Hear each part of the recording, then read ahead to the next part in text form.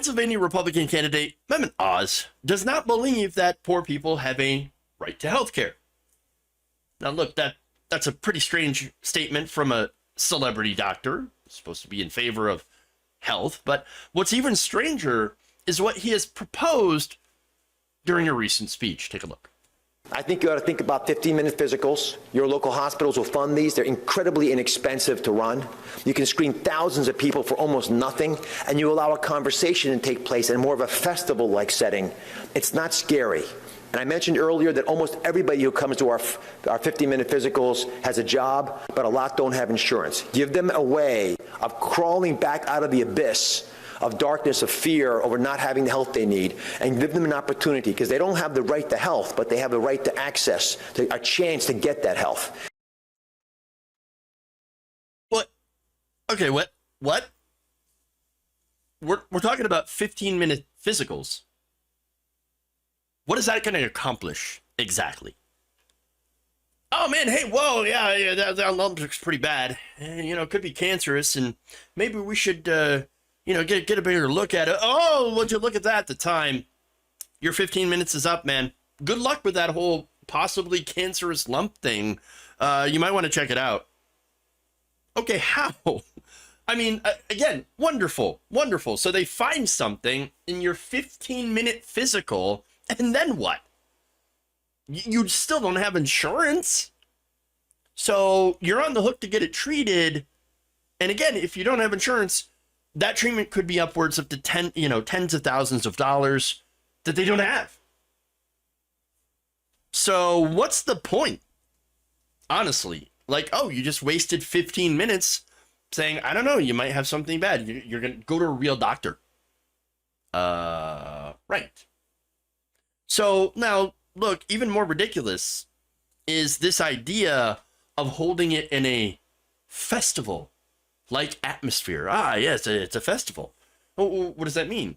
What are you going to have? Music, live music? You're going to have, chili dog stands, or send in some clowns, entertainment? What is going on here? What do they think healthcare is? Honestly. Hey, Bob. Why don't we go get some elephant ears and one of them free physicals, and then hit the ball pit. What? That's not a healthcare plan. What is this? And look, by the way, he says that he's run things like this, 15-minute physicals, whatever, and that he's seen plenty of people that work and, don't have insurance. Now, does he understand why that is? Does he understand how people can work and still not have insurance? Maybe it's the fact that there's a lot of careers out there, a lot of jobs out there, that don't offer insurance to their employees. And sometimes, even if their job offers it, they might not be able to afford the premiums. And again, if you're a low-wage worker, well, you don't have employer-sponsored insurance. Now, of course, in reality, Dr. Oz knows this. Of course he does. But look, before he even started his campaign, he had actually regularly supported healthcare mandates. Yes, I said mandates for everyone, and said that all people should be in the system, and had boosted government-provided health coverage for poor Americans and minorities. He also praised healthcare in both Germany and Switzerland, which have mandatory universal healthcare facilitated by private companies. Now, so that's actually a lot different than what we have here. Okay? For one, and I'm talking about the German system, right? Unlike the German system, the United States is obviously not universal. You have some 31 million Americans who do not have health insurance. You have people that are underinsured, people that can't afford, to actually use their health insurance, even though they technically have it. But in Germany, they actually have statutory insurance. That means everyone gets that insurance, provided they make under a certain amount of income. For those making above that income, they can actually have a choice to choose private insurance. Statutory health insurance members jointly carry the individual risks of the cost of medical care in the event of illness. Everyone covered by statutory insurance has an equal right to medical care and continued payment of wages when they get sick, regardless of their income and premium level. Premiums are based on their income, unlike, again, in the United States, where premiums are just pretty much arbitrary. We can charge whatever we want. We're not going to base it off your income. We're just going to base it off our bonus.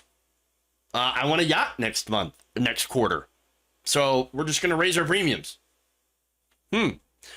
So now, since Germany, they base their premiums off income, rich people generally pay more. In America, of course, you would get laughed at. And I think by both sides, at the whole idea of, oh, I can't believe you charge rich people more to help poor people afford insurance. That's funny. That's kind of how it, I mean, it's kind of how a civilized system would work. You know, rich people having more of the resources and actually using some of those resources to help the less fortunate. Yeah. But look, that's a vastly better system than what we have here. Even though insurance companies still exist in Germany and still offer their members full, partial, or even add-on coverage to that statutory insurance.